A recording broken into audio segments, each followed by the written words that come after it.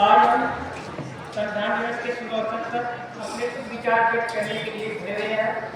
हमारा संविधान केवल हमारे देश का सर्वोच्च कानून ही नहीं है, बल्कि ये हमारे देश के नागरिकों की स्वतंत्रता, समानता और उनके न्याय का आधार भी है। हमारा संविधान 6वीं जनवरी 1950 को लागू हुआ। इसे बनाने में लगभग 2 वर्ष 11 माह 18 दिन का समय लगा। इसके निर्माण की प्रक्रिया में सर्वोच्च योगदान डॉक्टर भीमराव अम्बेडकर को जाता है। इसलिए ही इन्हें संविधान का निर्माता भी कहा जाता है।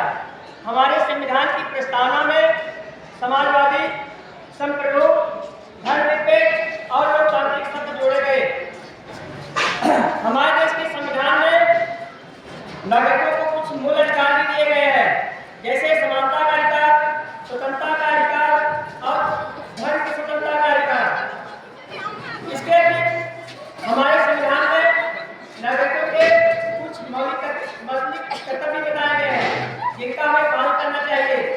हमारे संविधान की सबसे प्रमुख विशेषता है कि यह बहुत लचीलापन बनाया गया है। लचीलापन ही हमारे देश के विविधता में एकता को संजोता है। यह हमारे देश के संविधान की सबसे बड़ी विशेषता है और हमें अपने संविधान पर गर्व है। हमें अपने संविधान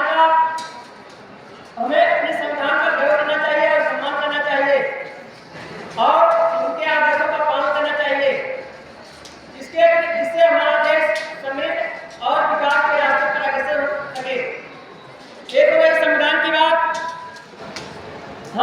हमारे देश में तमाम संस्थान हैं, तमाम स्कूल हैं, तमाम लोग हैं, सबका एक संविधान होना चाहिए, क्योंकि बिना संविधान के कोई संस्थान, कोई देश, यहाँ तक कि व्यक्ति भी विकास के प्रगति पर आगे नहीं बढ़ सकता है।